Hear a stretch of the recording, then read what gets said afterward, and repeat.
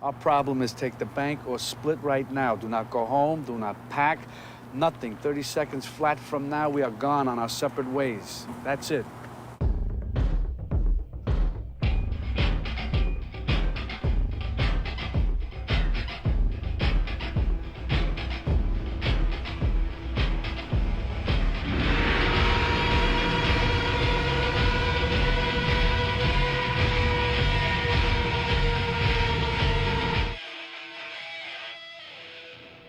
I grew up very much inner city in Chicago, kind of late 50s, very early 60s. Been an immigrant family in a neighborhood that had immigrants, which was southern Italy and from Eastern Europe, and making their way, you know, kind of coming from what Al Pacino called the lower mids, you know, the lower middle class, you know, that upper working class, lower middle class, kind of breaking into the American system, you know, as they could.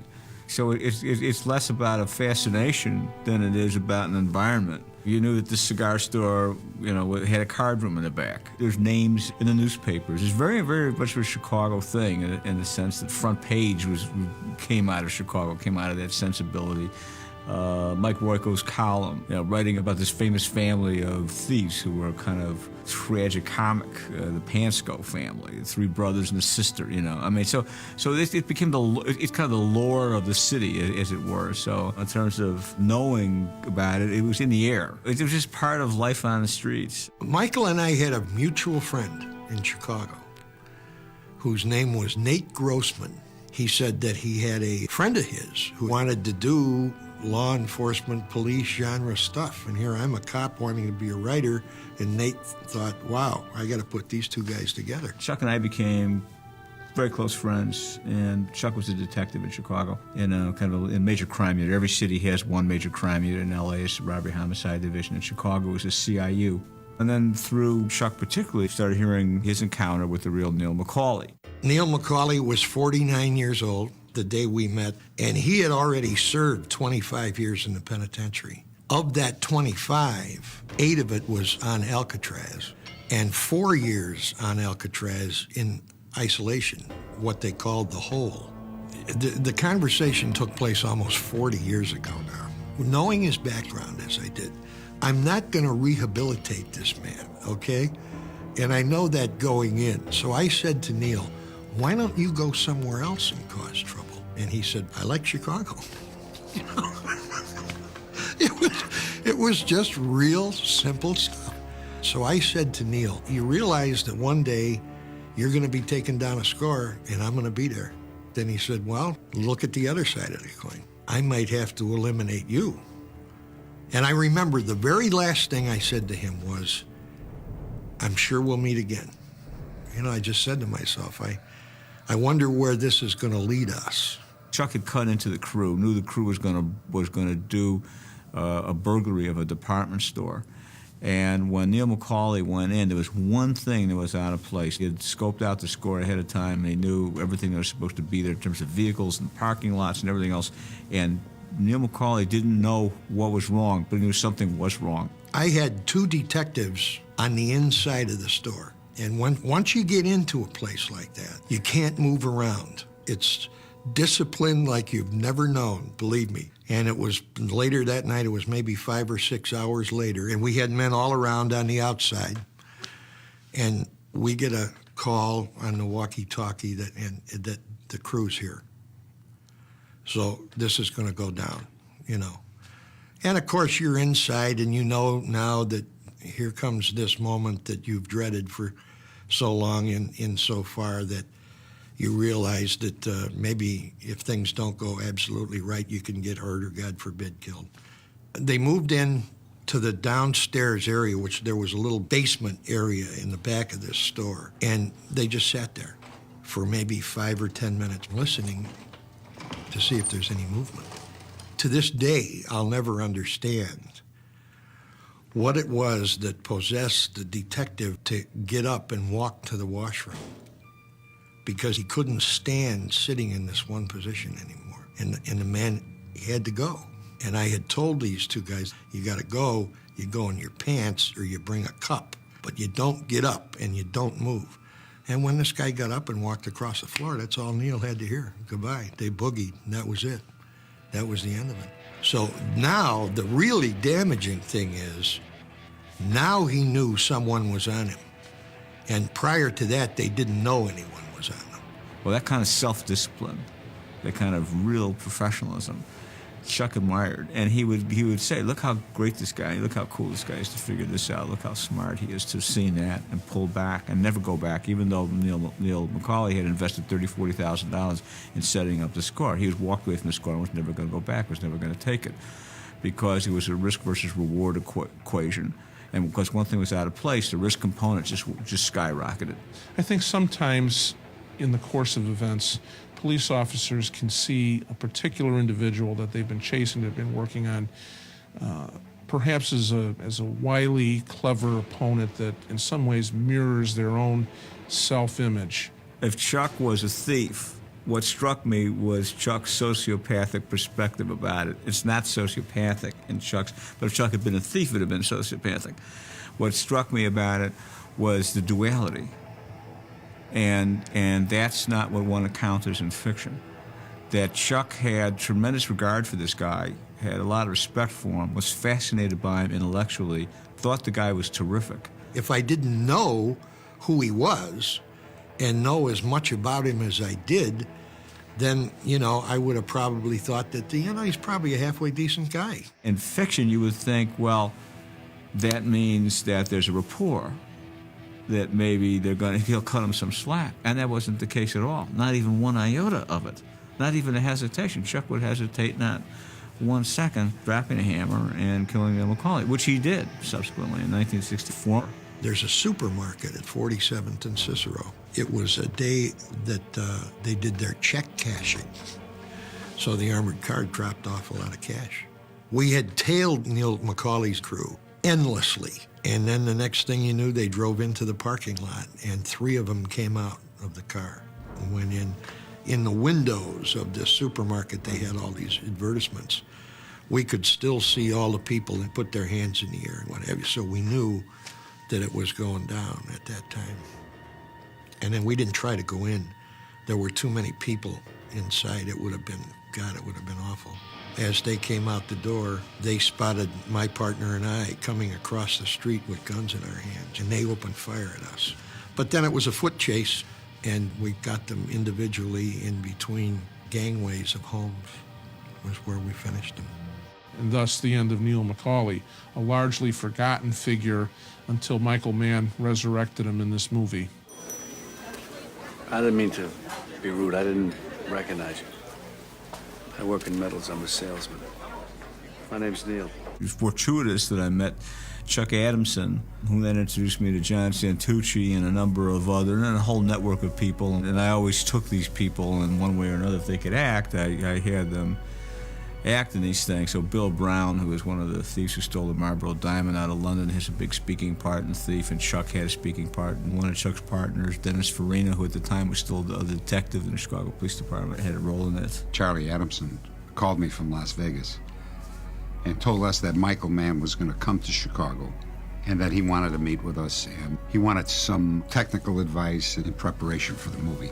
So myself and some other guys, we took him around and introduced him to some people. Charlie more so than anybody else. I started him out from the police side of things. And then he would ask me questions in terms of the relationship between professional thieves and cops. And he came out with this very clear, distinct picture of who's who. He knew these people. He knew the criminals and he knew the cops. He knew them. And he loved them both. And you could feel it in him. There's real respect, oddly enough, for both sides of the law in Michael. And I think he was more interested in the personal life and how the job was the wedge, that eventually deteriorated the relationship and it broke up. So he was very interested in that. Being a police officer is going to change somebody. It's going to change their personality, the way they interact with people after they've been a police officer for some time because of what they see. They just see nothing but, for the most part, the bad side of human nature. I described the job as many times your eyes were forced to see more than your soul could take. How else do you do this type of work unless you find you find it that it rejuvenates you in some way, because it's too dark a profession. It's a very sexy, alluring thing, you know, and you can get caught up in it because it becomes a challenge. You know, you say to yourself, I'm not going to let this person get away with that if I have anything to do with it. And that's what starts eating away at relationships, where you start thinking, well, I'd rather go follow this guy to find out what happens than to meet my wife at 8 o'clock for dinner. So you sacrifice one for the other. And oftentimes you justify it by saying this is a bad guy, and if I get him off the street, I can help somebody. But a lot of people don't understand that. Then you have the policeman who deals with this stuff day in and day out and gets so far into the criminal mentality, and that becomes their milieu, that sometimes they become almost indistinguishable. You know, there's always a thing about, they always say about cops sometimes that on the other side takes one to know one. There's a certain element of, you know, a cop that understands the criminal mentality in order to be able to even deal with them, you know, so it's like another side of the coin. You've heard the expression, the line is very thin, you know. And it probably is, in the sense that you have to think like a thief to catch a thief. It's an adrenaline rush. Police officers often talk about it. You suddenly feel like Superman. You feel invincible. You feel that nothing is going to stop you from moving ahead with what you're doing. The adrenaline rush works on both sides of the great divide between law and order and criminality. Crime is as possible as anything you could imagine, and meeting some of the guys that really do this, it was pretty exciting. It used to be years ago when I was coming up, people who wanted to be thieves, they learned how to be a thief. They learned how to do things slick. They learned how to deal from the bottom of the deck. They learned how to go through the roof of a building with a drill and bit and a circular saw. They learned how to punch, peel, and burn open safes. There was a creative aspect to these guys, and they're very interesting guys. Bright, very charming. There's a certain moral code that they carry that's quite interesting and respectable in many ways. But of course, they're criminals. Everything's about making that big score. So you don't have to work for the man, you don't have to go back to prison. You're gonna make this one big score, get this nice big chunk of money, and retire to an island somewhere. It's the doing of it is the juice. It's like playing, I played football. It's like, knocking some guy's brains out when he's coming across the middle is the juice, Winning is fun too, but you want to knock that guy's ass, you want him to know that, you come over here again, I'm going to try and kill you. We're playing football, baby. This isn't, it's real. It's someplace that has a value. The criminal, it provides everything. It provides wealth, it provides comradeship, it provides status. It fills in all the things on the other side that you should get through society on a very petty level, usually. Actually, the kind of gang that he had in Heat, sometimes there's no mob like that operating in the United States, and at the most there's one or two. It's here many of those scores, those big scores like that. Because if you've got enough money to take off that kind of a score, to set it up, you don't need to steal, you know what I mean? Everybody who's a professional criminal knows they're going to jail or going back to jail. You're going to the joint. So you have peace of mind then. You know where you're at. And if you die, good. I'm tired of this way of living, this angst. Or I had a good run. These guys know they're alive, and they're crazy. I can only imagine when you get out, you say, you know what, I'm never going back in. All right, I'm going to straighten out my life, and I'm just going to move forward. The realization is, when you get out, nobody wants you to go straight. Nobody wants to give you a break.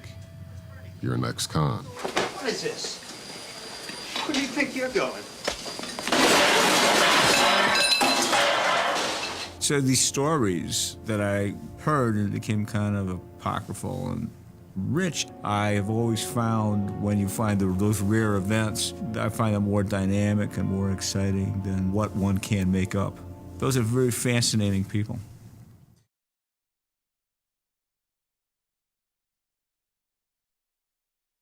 When these guys walk out the door of whatever score they're going to take next, next. They're gonna have the surprise of a lifetime. Heat reminded me of a Greek tragedy. It had so many legs, so many threads, and then it all began to pull in together. These are morality tales, in a sense. You know, I think they are morality tales, and it's ways of examining the human personality and their weaknesses, you know. Heat, in my opinion, is the culmination of about 20 years of research on Michael's part. You went to Michael Mann's world, and you felt it was, no matter where we were in location, there he was, and it was his world. Heat is like watching reality. It's like watching the 6 o'clock news, only amped up 100%.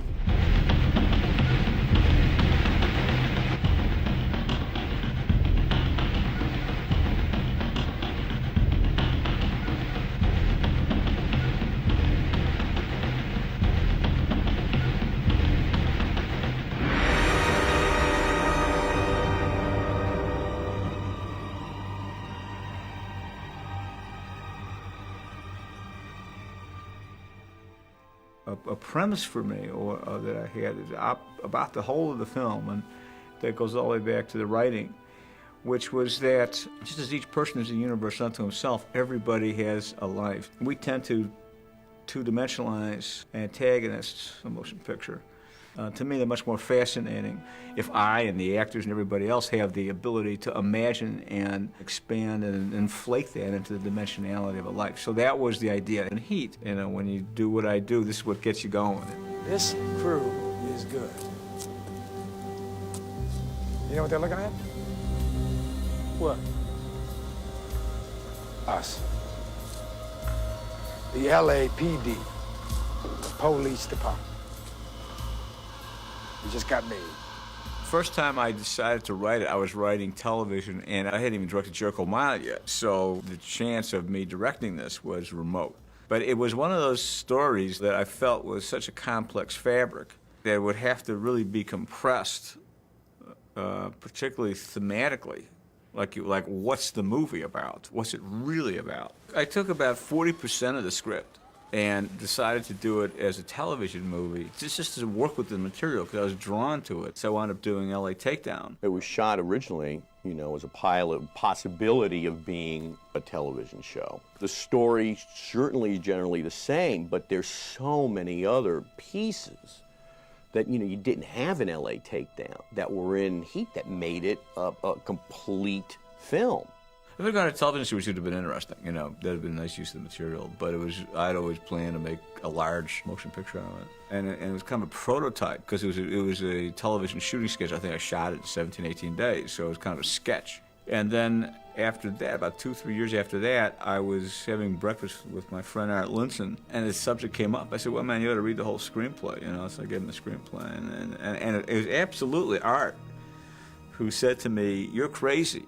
You should do this as a feature film right now. This should be your next film. And that was absolutely Art's encouragement that caused me to do it.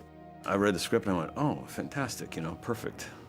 Bob DeNiro for this villain, fantastic. And at the time, I said, I think we can get Bob to do this. Art went after Bob, I went after Al. Those were our first two choices about who should play these parts. Both guys said yes, and that was it, you know. And then I had, what was nice about it is that it had not been developed anywhere, and I owned my own material. So I had a screenplay, and we had a director, and we had a producer, and we had Bob and Al.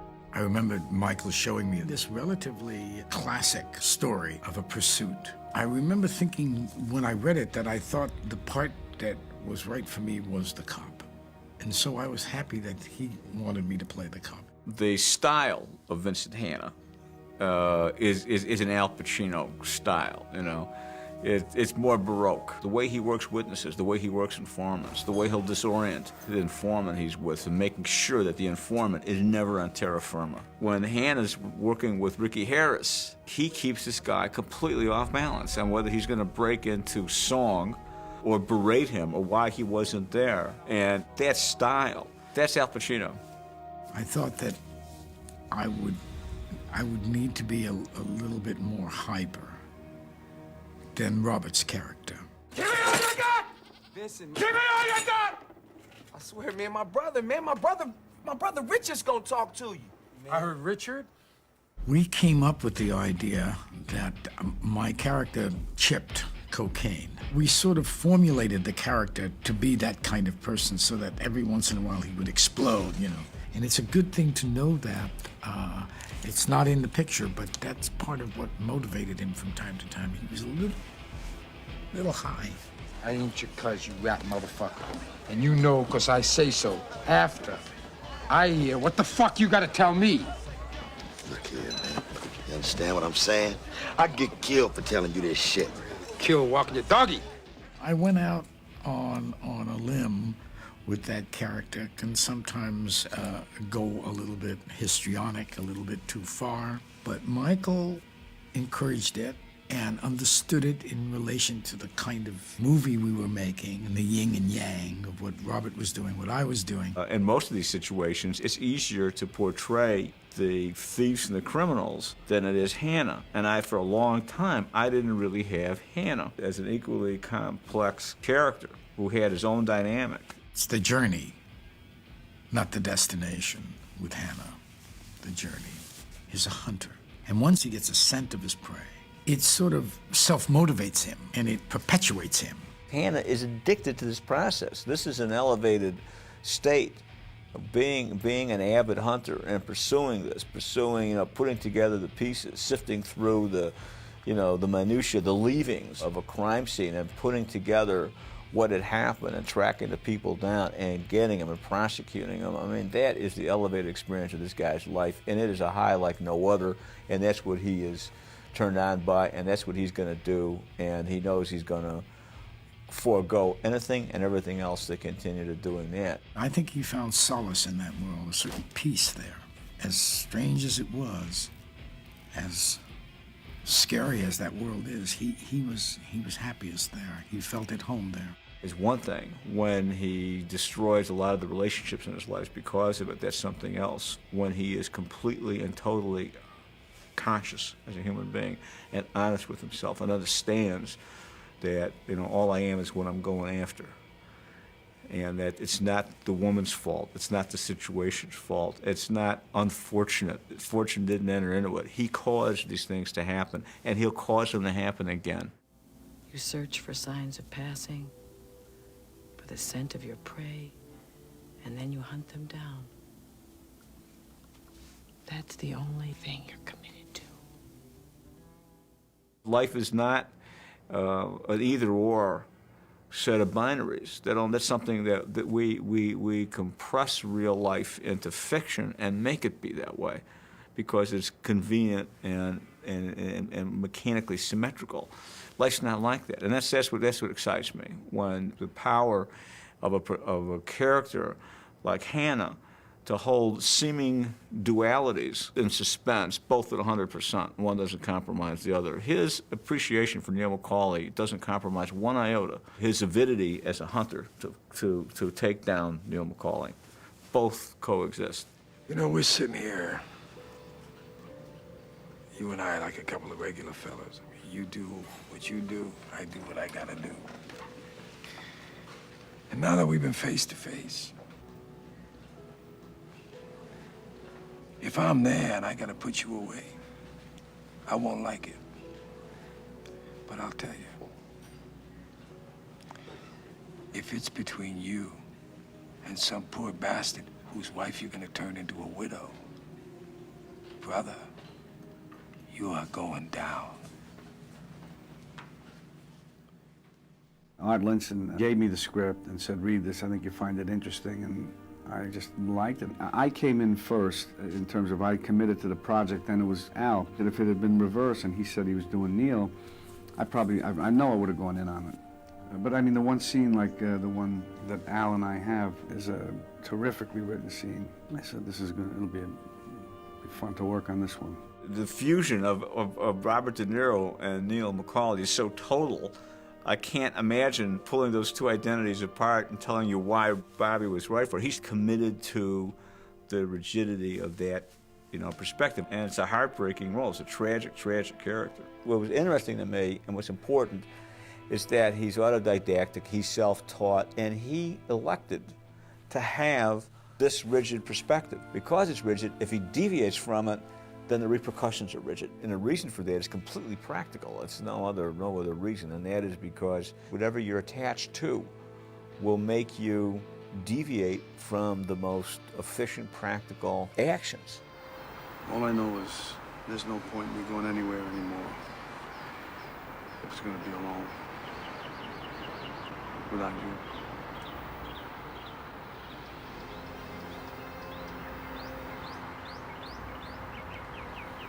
Edie.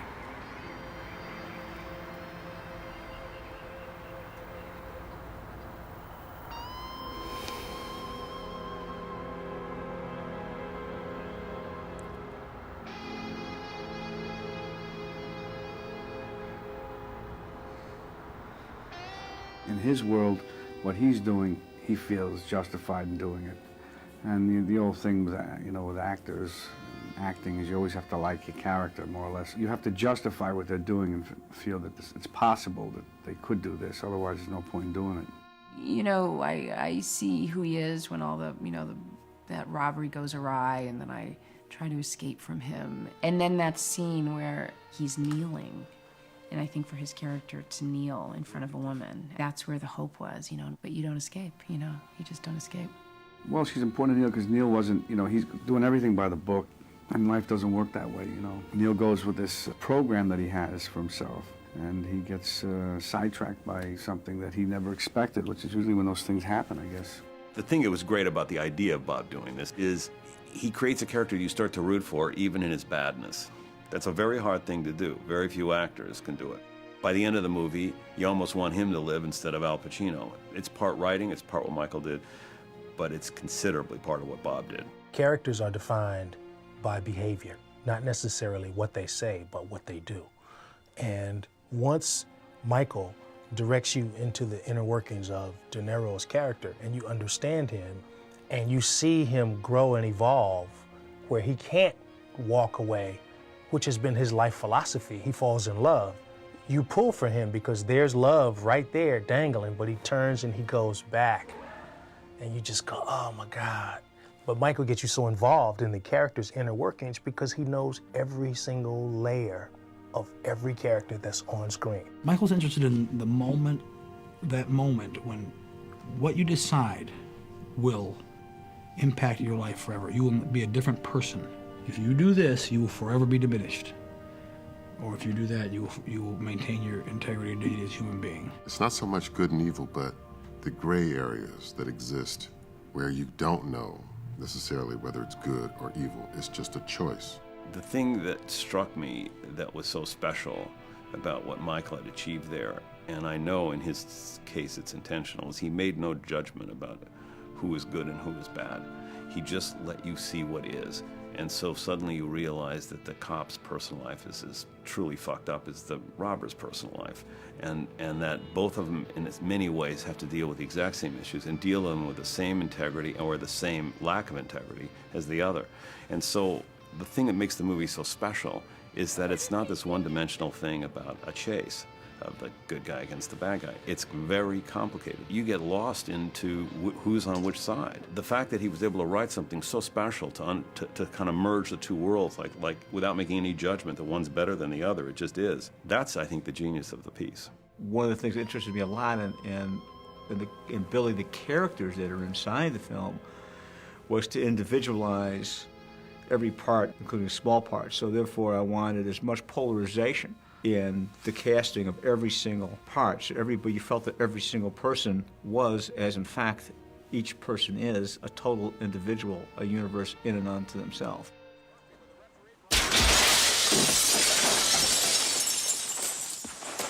Waingro, where is he? Where is he? How the hell would I know?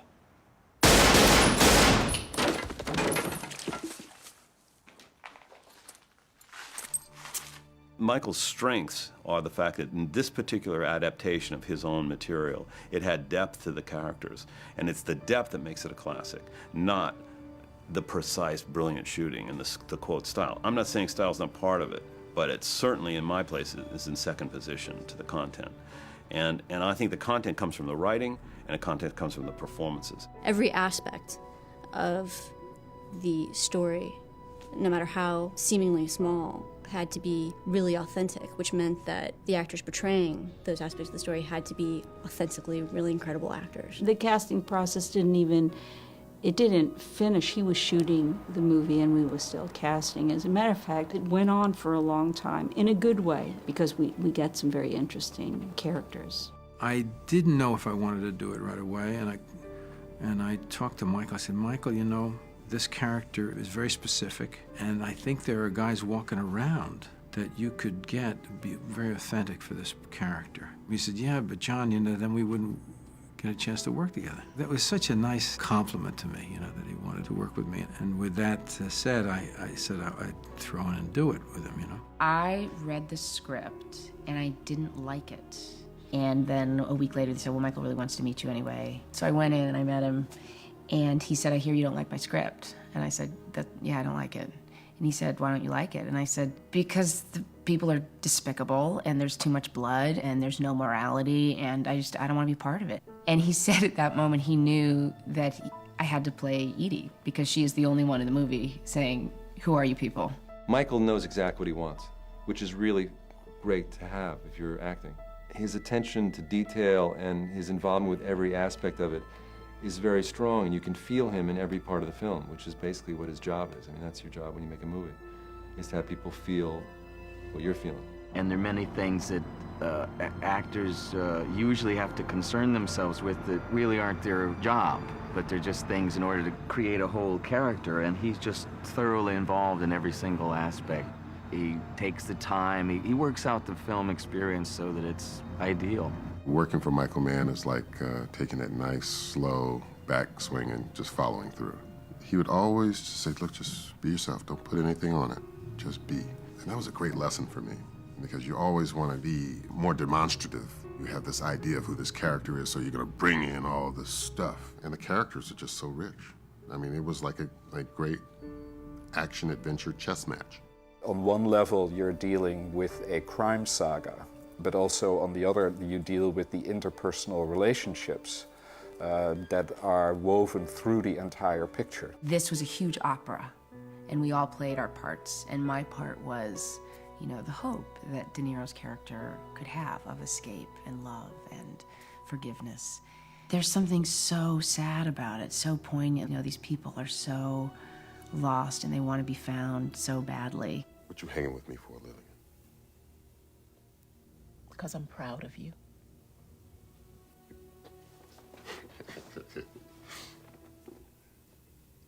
You proud of me?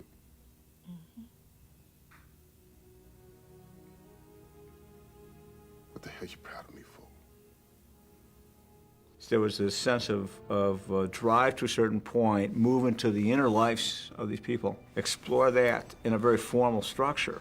Everything has changed, their circumstances all change, and then that results in resuming the crime story drive and police story drive. The small idea of the film is that fortune does not really enter into it. People say, well, unfortunately this happened, or fortuitously that happened. Well, that's bullshit. There is not much fortune in what happened. I mean, if it enters into it, but it's a minor player in what happens in our lives. Most of what happens in our lives is what we have cause to have happen. And sometimes it's impossible to undo the interlacing strings of causality. It needs some kind of cosmic microscope to look into each of our lives to see what cause and effect produce the present. But it's things that we made happen for the most part, consciously, unconsciously, so that there's a kind of almost moral and causal relativity. So that's what the fate is in the film. I mean, it was just something you had to figure out. So that Neil, precisely because he is very dogmatic in his approach, if he deviates from that rigid idea of here's how I must be, then perforce things will go wrong. Okay, he can't suddenly go get all spontaneous. It's all of a sudden there's no rudder on that boat, and then he's subject and vulnerable to being swept by emotions, like the idea to go back after Waingro, which he shouldn't have done, which Neil McCauley in the beginning of the film never in a million years would have done. But because he elected to be spontaneous in his emotional commitment to Edie, it undid all of them.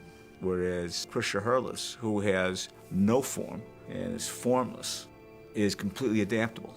and he survives, and then McCauley can't survive. So what each character, who and what each character is and sets up for himself, determines what happens to him. And so the conceit of the film is that the laws of cause and effect, what will befall you, is a function of how you think about the life you're in.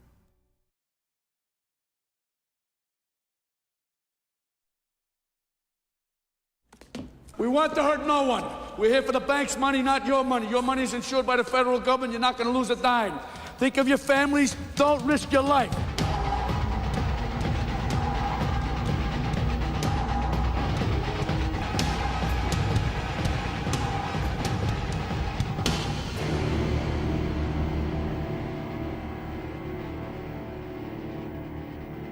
You know, in my opinion, every film speaks a different language. The film speaks, it's as if one movie speaks Spanish, another movie speaks German, another one Italian, another one English.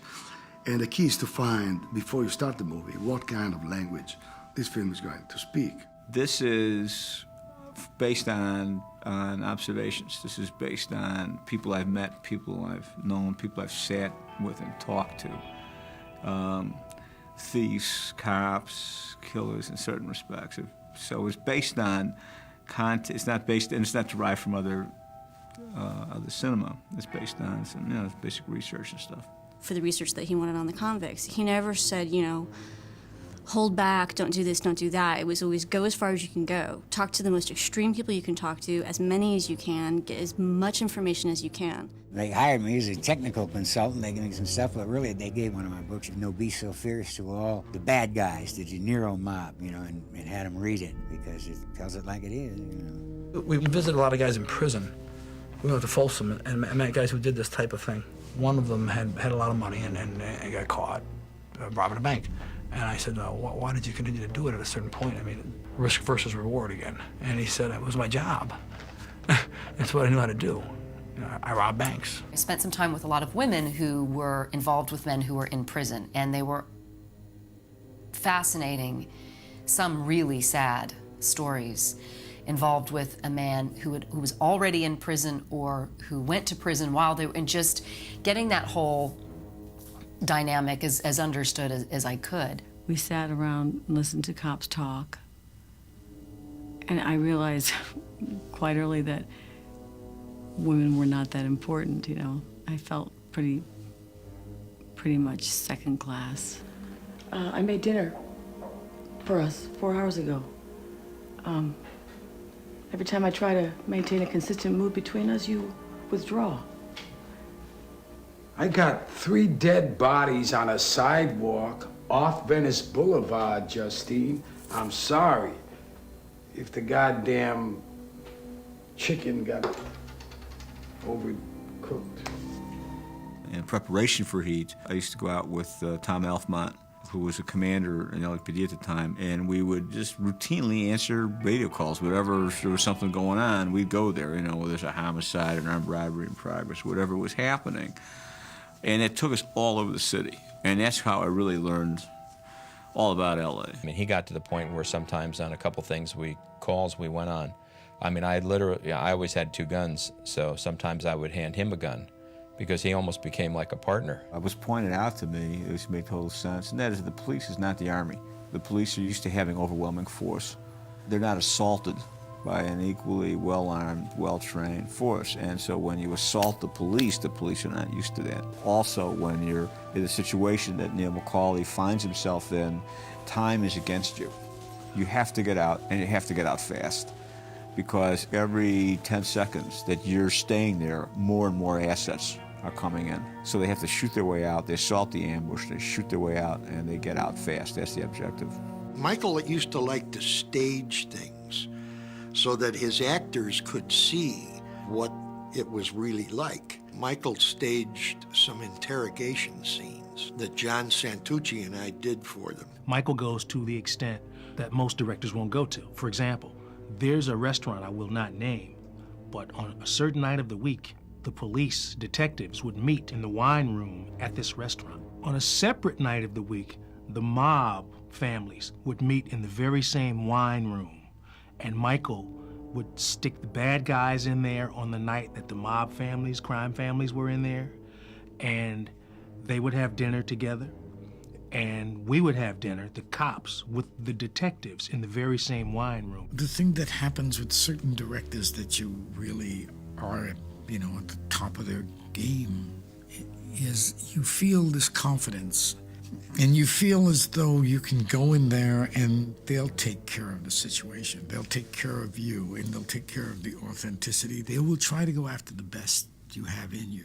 I wanted everybody really well-trained so that they felt that they could actually do what the characters in this film do, because actors responded in a very big way. Mick Gould and Andy McNabb designed the curriculum by which Val Kilmer and Bobby DeNiro and Tom Sizemore would acquire the skills that they had to acquire, and then it was a different curriculum for the cops. The preparation for the bank heist was in two parts. Obviously, there was the getting into the bank and creating the robbery, and secondly was the gunfight outside. We cased the entire joint. I went up and got a loan application, just the way they would figure out what's going on in this bank. It was a trip, how much knowledge we got, and they didn't know what was going on. They were in disguise, obviously because they're actors, everybody would know them otherwise. They went in, carried out their task, got in the vehicles, and we drove off. And when we got the tapes back from the bank, no one had been seen. So from the actor's point of view, they know that when they were going to do it on the film, they've already done it in real time, so they felt a bit more comfortable with what they were doing. Everybody took this movie really seriously, and then when we were, you know, in the planning stages of robberies and stuff, you really got that feeling, you know, this is the way it is. You know, this is how you do it. Some of the actors thought they knew how to handle weapons, and they were, you know, disabused of that notion. I mean, it was one whole day of safety before anyone was allowed to even fire a round. We took each individual actor and trained him how to use the weapons. When we were on the ranges, we had actually cops teaching cops. So it kind of divorced everybody. So the bad guys were bad and the good guys were good, you know. And they had the correct training. I've never experienced anything like this. He had us out on the range to learn how to shoot guns. I've done it before. You practice, you learn, people teach you how to do it, where it goes and stuff. Only I've never done it with real bullets. Actually, I heard something that was very flattering, that there's a shot where I run out of bullets and I change the mag and I go back to firing. I think it's the Marines. They show the clip, telling those maggots, if you can't change your clip as fast as this actor, then get out of my army. Everything you see on the film was done live on the ranges in Orange County, on the police ranges. It was basically 3 months of training, slowly building up, so there'll be 3 or 4 of them on the range, actually firing really close up, moving around, and hitting targets as well. I was able to build the actual street to scale. We're using flats on the sheriff's ranges and train the guys to actually do everything they do, moving from station to station. We shot all that live on the range before we actually did it with blanks downtown. So we did it for real and then went downtown and pretended. Pretty much everything that we do in the story, short of actual murder, we did off camera.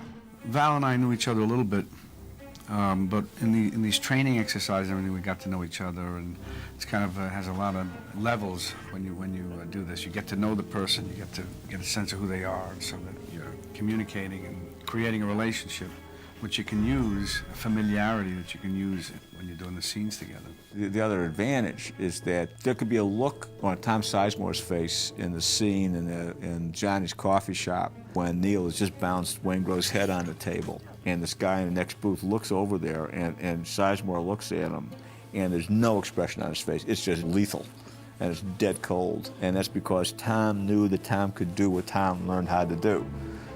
And so it's an authority that manifests itself in dialogue scenes that have nothing to do with weapons. What do you mean, forget the money? What am I doing? I'm talking to an empty telephone. I don't understand. Because there was a dead man on the other end of this fucking line. Michael took a group of us on a never-ending helicopter flight over the city. It's also a way that Michael Mann has to explain a movie to his collaborators, which is not about details. He starts with the broad concept.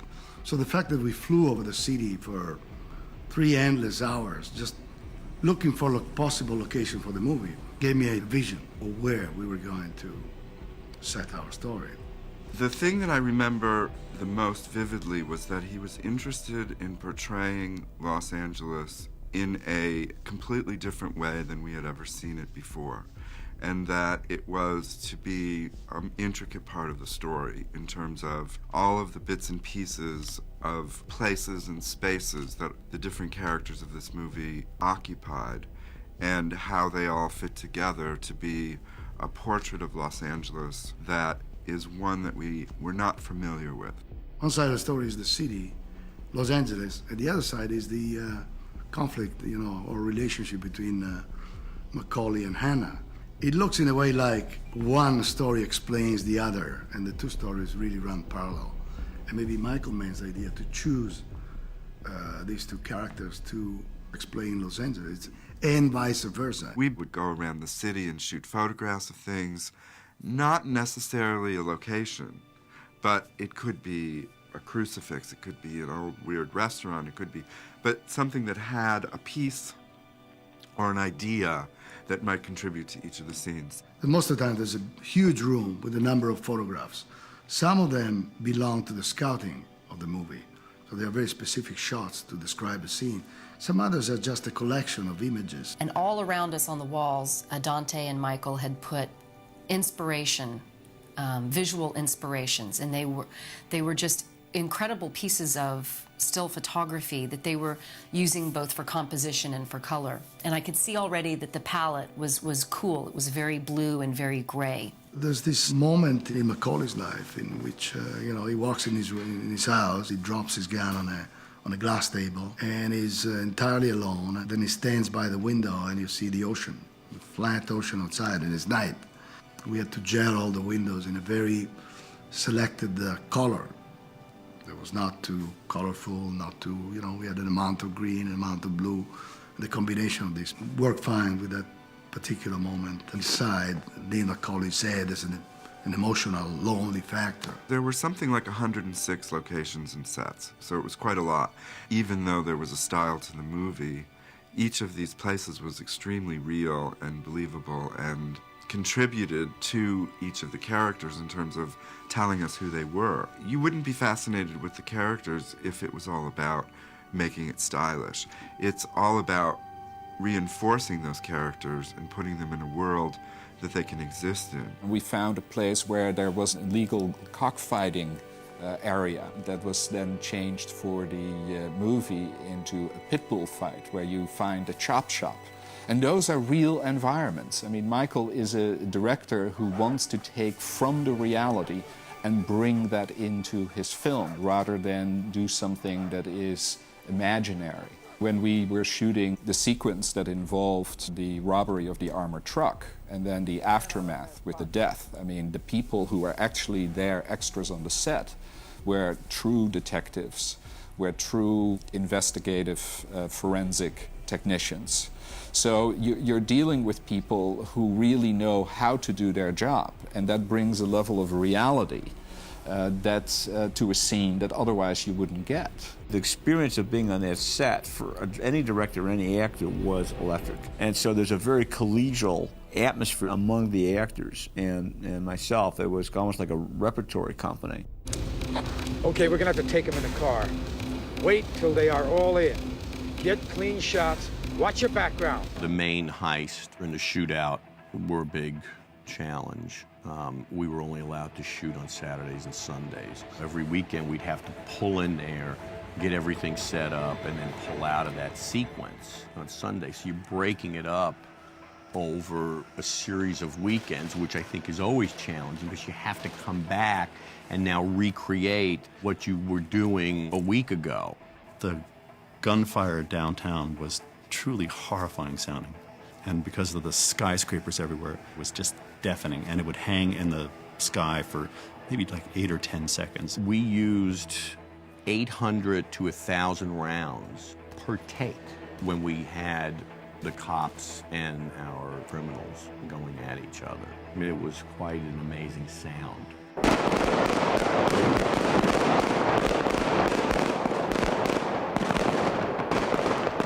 In what we do, we replace everything.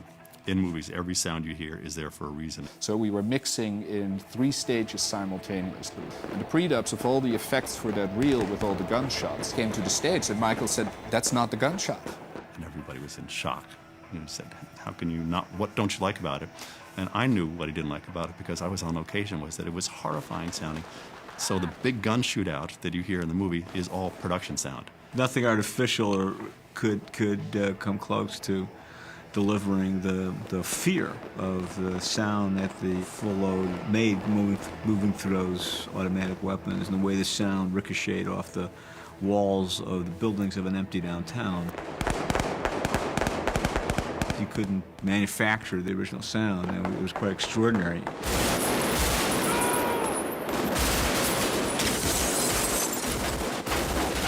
After I shot the film, there was a desire to release it early. Because it was an accelerated post, the editing was really important. And I worked with one of my most important artistic and collaborators, and Dov Honig, my editor. And that's a very important relationship. This is pre-digital editing, so we had an army of people. And it was a 24/7 operation. People were coming in on various different shifts, and it was wild. It was and it was a very intense community and kind of a really shared experience with all those people who were working at the same time. You really do get the sense that we were in the trenches together.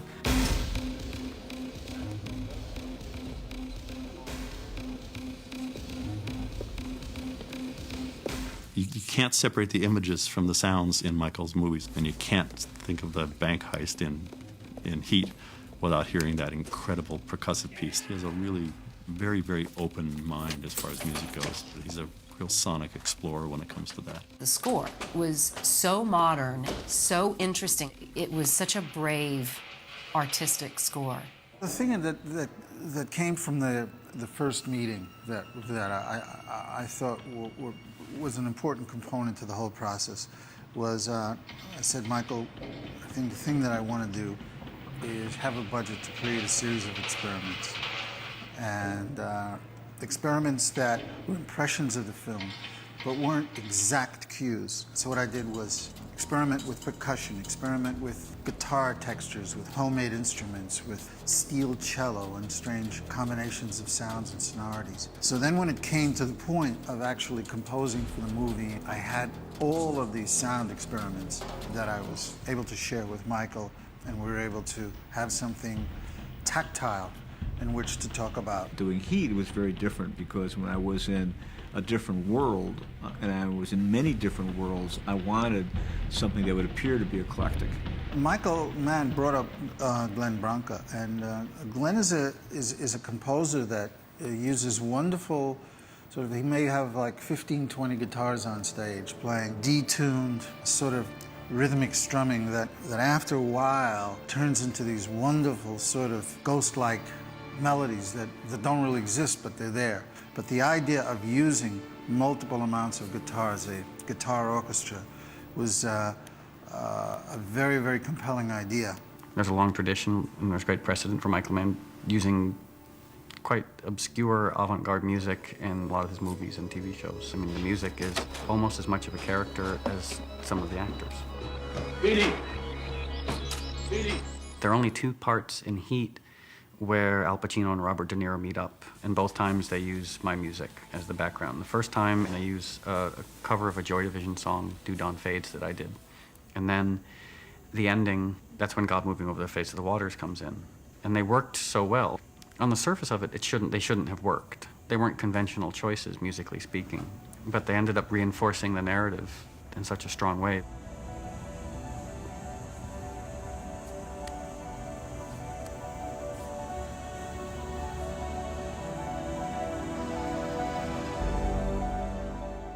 The end just kills me. Like it's like that's the love story, right? It's like the only one that could really understand Al's character, Bob's character, and that it's finding the poetry in that and not kind of stopping at the image. It's like, well, what is actually under Chino's need to chase this guy?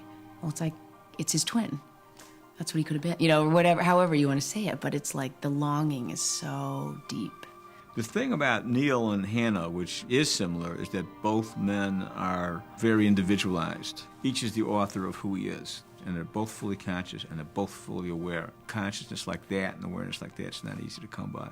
He likes that relationship between this good guy and this bad guy, and the common ground that often happens. I mean, what separates the good from the bad sometimes, you know, is a very, very thin line. He likes you to think, you know, maybe the good guy is really not the good guy after all, and the bad guy is not so bad. I think it's just great filmmaking. It's a story, it grabs your attention from the beginning, and it doesn't let you go. Actually, one of the reviews I read said, all things old are made new again. It's cops and robbers, which I had never thought of the movie that way ever, because it's so much about relationships, and it's so specific to a time and place. It's like all good movies, it transcends being pigeonholed. The performances in the motion picture have lasting power forever. Bar none. I mean, it's an actor's film. Strangely enough, I thought for DeNiro, it was a major moment. It was a quiet look at a thief who has a certain kind of lonely disregard for who he kills, but yet somehow you're in touch with his humanity. It was amazing and complex and simple at the same time. As brilliant as I thought Bobby was, and as brilliant an actor as he is, that over the years, you know, I've appreciated for some reason more and more, you know, what he did, the precision of his internal orientation.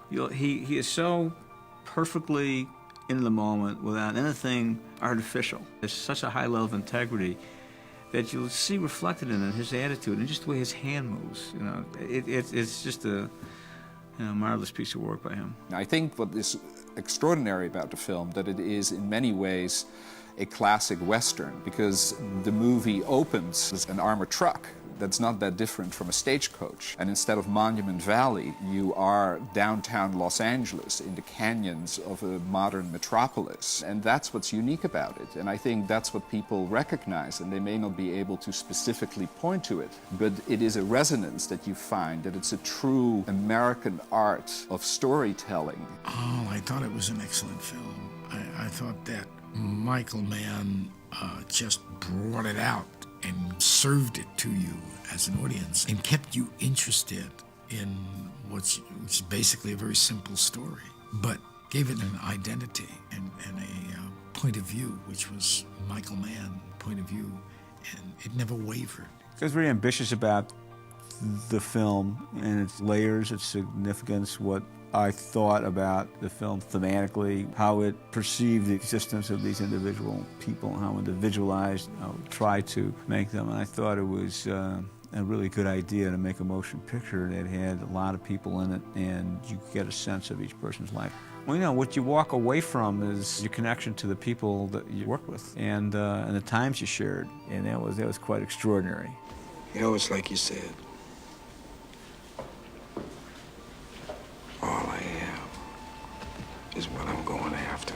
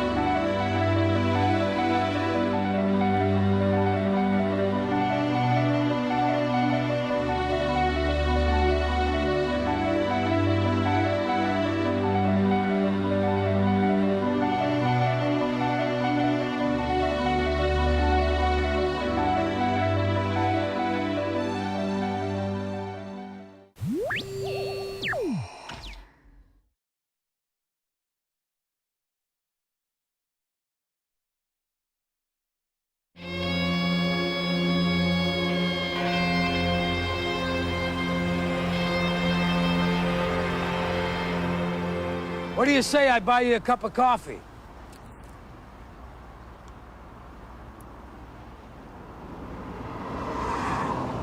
Yeah, sure, let's go. Follow me. Well, here you have two icons who are in the same genre quite a lot, you know. They're in the lineage of the great tough guys, Cagney and Bogart, and you know those guys. Now we have Al Pacino and De Niro, and they've both given us such a tremendous body of work and a wide variety of work as well. So they're not just limited to that genre. And then to have these two guys go head to head, we'd love to see that on screen. But in the Pacino character and in the Robert De Niro character, you're basically seeing two sides of the same man, and in the way in which each overlaps and resonates within the other. And that, I think, is what's so brilliantly expressed when De Niro and Pacino share the screen together. I never really viewed them as flip sides of the coin. I viewed them as kind of antithetical to each other, and that there were certain qualities that they both had in common and things that they were polar opposites of each other. One of the things that they're different about is that Neil McCauley is a sociopath and Hanna is not.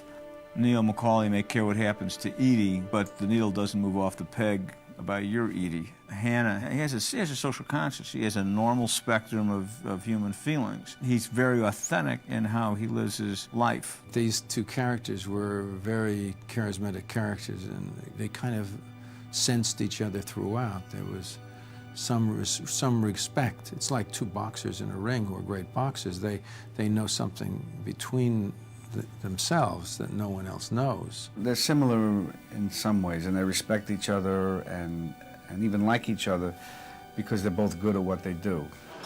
You see me doing thrill-seeker liquor store holdups with a Born to Lose tattoo on my chest? No, I do not. Right. I am never going back. Then don't take down scores. I think it was a coup to get both of them to do this together, but I think that it was ready to happen. It was the kind of material that called for that kind of actors. Everyone expected that they would be butting heads scene after scene after scene. I mean, that you had, you know, these two powerhouses. And what Mann does, it's very ingenious, is he delays and delays and delays a scene in which they're on screen together in the same physical space. And then when he does, he sets it in a very non-confrontational setting. It's not a big showdown. They're sitting over coffee. 7 years in Folsom. In the hole for 3. McNeil before that. McNeil is tough as they say. You looking to become a penologist? You looking to go back?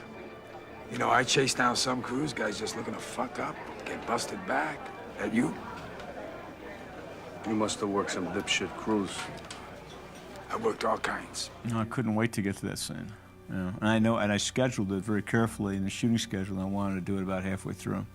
But I couldn't wait to do it, and Bobby couldn't wait to do it, and Al couldn't wait to do it. We always wanted to do something. It just never got off the ground, these things how they are. And here was Michael bringing us together in a movie with just one scene, really. That scene was written many times, and there was one major change, which is when I had them talk about their dreams. You know, I have this recurring dream. I'm sitting at this big banquet table, and all the victims of all the murders I ever worked are sitting at this table, and they're staring at me with these black eyeballs because they got 8-ball hemorrhages from the head wounds. And there they are, these big balloon people, because I found them 2 weeks after they'd been under the bed. The neighbors reported the smell, and there they are, all of them just sitting there. What do they say? Nothing. No talk? None. Just, they don't have anything to say. See, we just look at each other. They look at me, and that's it. That's the dream. Dreams are about the condition, the mood of what happens. It's not so much about the fact of what happens. So dreams aren't parables. They're not fables. They're not metaphors. They're a lot more Freudian than that. Who would have thought that that's where the scene was going to go, that these two people who had such extraordinarily opposed objectives would become so wonderfully psychologically intimate over a cup of coffee at Kate Manalini. I felt all along that that was a real, it was a real sense of communion But it was also a sense of fatedness, like we are going to meet again, but the next time we meet, only one of us is going to walk away. You know, we're sitting here, you and I, like a couple of regular fellas. You do what you do, I do what I gotta do. And now that we've been face to face, if I'm there and I gotta put you away, I won't like it. But I'll tell you, if it's between you and some poor bastard whose wife you're gonna turn into a widow, brother, you are going down. Robert felt for this particular piece, it would be good that for the movie, if we didn't rehearse, and we just met there, and we did it at the time. It was a wise choice because it was better to do it that way. There's certain scenes that I'll rehearse, and I never really take rehearsals to the point where I wish I had shot it, because it's going to be at a certain height only once. You can get really close. You can get 99.5% of the way there, but you can never quite get to that. You know, it's just, everything will just click once or twice. And you don't want that to happen in a, in a rehearsal. So then if you spot me coming around that corner, you're just gonna walk out on this woman? Not say goodbye? That's the discipline. I mean, you wait all the whole film is, you know, part of the anticipation of seeing these two titans together, and it's just shot pow, pow, pow, pow. And it's just the beauty of the acting, simple, you know, shots like this, nothing fancy. I posed an impossible problem for Dante, which I wanted to shoot two overs simultaneously. So when Al's talking to Bob, there's one camera here, and just by a hair's breadth out of the frame, and there's another camera on the other side, so that consequently I could get the unity of performance, so that take 11 for Al is take 11 for Bob. We also shot at high angle. We also shot at two profile shot that were not used in the movie. We had different kind of setups. We had definitely singles, tight overs, wider overs on both sides, you know, and most of them shot at the same time. They were so tuned to each other and so totally in character that the subtlest shift of posture by Bob, or the subtlest cocking of his head, or a certain thing that might have happened with the side of his face, Pacino was reacting to and countering. Each take had a separate, unifying, organic something to it, you know, and each one was different than the other. I mean, the person who's probably appreciated that scene more than anybody else are the editors and myself, because we got to see, here they are in take 10, here they are in take 11, here they are in take 12, and most of the whole scene is from take 11. The hype of having Bobby and I do it, because we were at a certain place in our careers and we had come up together, we had been a kind of, I would guess, a kind of compared to each other throughout our lives. And so it was an interesting aspect of the whole story. If anybody wants to see in great simplicity, great acting for cinema of such a high level of integrity, that's Bobby and Al in that scene. There's a flip side to that coin. What if you do got me boxed in, and I gotta put you down? Because no matter what, you will not get in my way.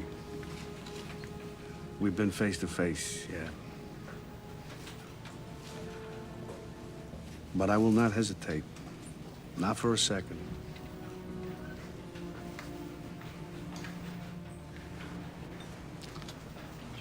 Maybe that's the way it'll be.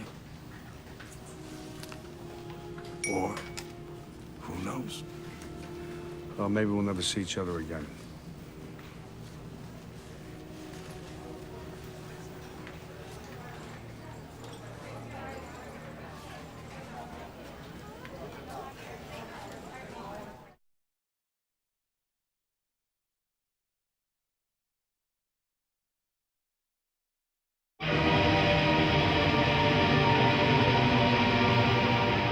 Michael is the type of director that you meet with. He was very specific on this film that he wanted it to be a certain look. Each character had an architectural style, and then also wanted it to be locations that you'd never photographed in Los Angeles before. When Michael contacted me on this project, on Heat.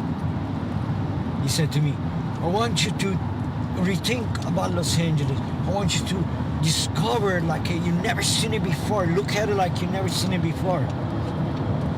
So I started going around at night, find different areas, taking pictures, showing different flavors. Take a look at this. Shoot this now. Shoot this. The beauty of Los Angeles. This is the freeway scene that actually leads up to where Pacino pulls DeNiro over for the first time. What's great about Michael is that he allows you to go off on your own and trusts you that you spend a week or so just going and getting him choices. Come back and you have a meeting with him, usually once or twice a week with Guzmano, the production designer, and you go through all of the folders. And what's great about Michael is that he comments on each folder. So he'll write on it that it was good, bad, NG, warm, and you then sort of keep them in piles, because what he'll do is a lot of times 6 months down the road, he'll say, well, remember that place that I saw? His mind is impeccable.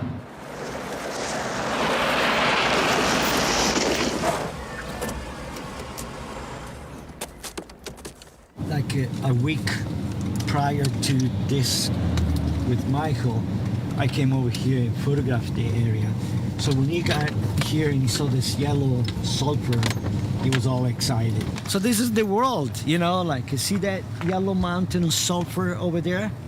See, this is the world of Dogtown. See, it was all in here, all this area here. Now they're closed to the traffic. Before you could go through here with the car. Driving in the middle of the tracks, there was a pergola with grapes. And there was Mexican guys sitting there smoking cigarettes, playing domino. There were shags after shags, a little community of people living inside of this little cardboard boxes. There was cockfights, there was dogfight, and way on the other side, it was this huge goat farm. And in the middle of this, there was a freight train at 5 o'clock in the afternoon that he will go through all this incredible civilization, and there will be people coming in and out of the train, like jumping off, getting to the train, going somewhere. It's like the best corrosive architecture of Los Angeles. It was here. And to give you a little idea of where my estimates come from, this is a printout. Nobody knew the merch was yours. The scene was done here. The scene was done there. You had the computers and stuff out here. That was a carport there with a sliding glass door. Right. Right. Since then, the room's been closed in. You had some satellite dishes here as well, or? You had a little we put piece. another 60-foot tower right here. That's An right. extension. An 60-foot tower. You guys wanted us to take down the guide wires, and I said, there's no way I can put a 60-foot tower up there, because I said the wind blows up here something fierce, and if that thing bends over, it'll come all the way down. Exactly, So, and that's right, and we actually filmed from the driveway because you could see the freeway and the mountains. What an amazing spot.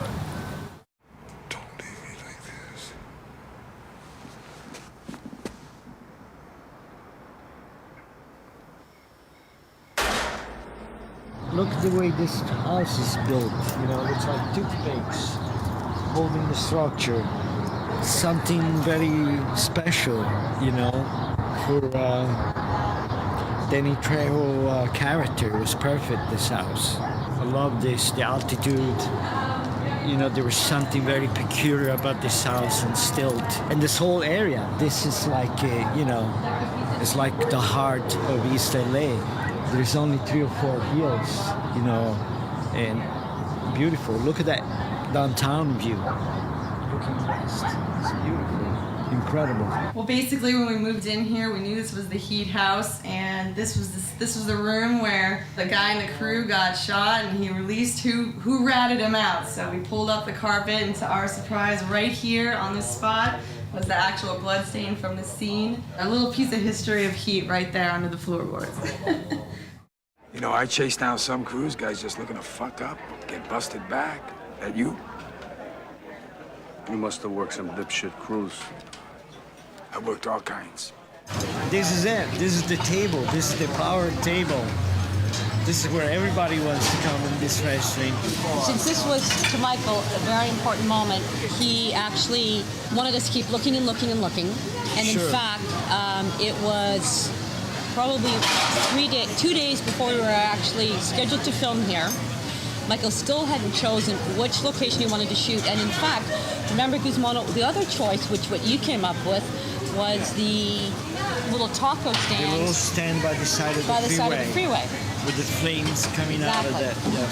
So Michael went back and forth actually on either going to the taco stand or shooting here. I thought, they're driving at night in the freeway. Yeah.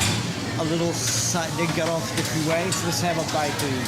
So there was a rumor that they were here at separate times.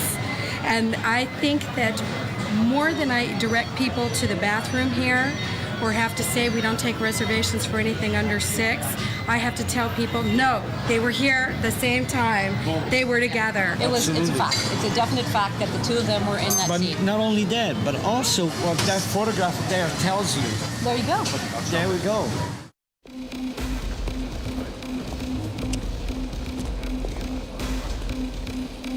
This architectural style and the glass and the opening matched very well to the bank that we ended up filming, which is Far East Bank that's at another location. But it all worked quite well in matching that this would be the exterior, and you could believe that the inside was a bank. The guys come out with suitcases full of millions of dollars. They come across the courtyard here, and as you can see in the scene, and this is where, Pacino comes running down, this is where they proceed to start doing the whole chase sequence. What they ended up doing is all of these bus stops, the side of the Bonaventure Hotel, all had, was all squibbed, special effects put up pre-squibbed walls so that whenever it looked as if they were shooting, all the little squibs would hit on the side of the building. And it continued running all the way up to right where Figaro is. We shot thousands and thousands of rounds, and there were tourists watching the incredible shootout, going to the street, picking up this shell as a souvenir. I remember that tourists from Japan, from Europe, watching, mesmerized this incredible Hollywood production. And going for the shell, the empty shell on the sidewalk. Now, one of the things that was amazing was that we actually fell behind a weekend, and it fell on Mother's Day. And this restaurant, Cafe Pinot, which had just opened up, had pre-reserved the whole restaurant for a Mother's Day buffet. So all of these mothers are supposedly having this beautiful lunch and had to watch a gunfight. It was actually quite extraordinary. They ended up having a lot of fun, and it was a bonus that I don't think anyone ever anticipated, that eating their brunch out the window is Al Pacino and Robert De Niro. But this is where it all kind of culminated in the thing. Michael had this big table set up with the map put downtown. We had cars, miniature cars, everything set up. It was like planes for World War III. And we actually filmed it from 4th Street. First of all, he came through that little cafeteria area. Right. Then he came through the fountain, and then he ended up over there on 4th Street. So Tom Sizemore ends up getting killed here. I mean, we shot scenes over here, but we actually ended up having some cameras here, because this is the area that he died in.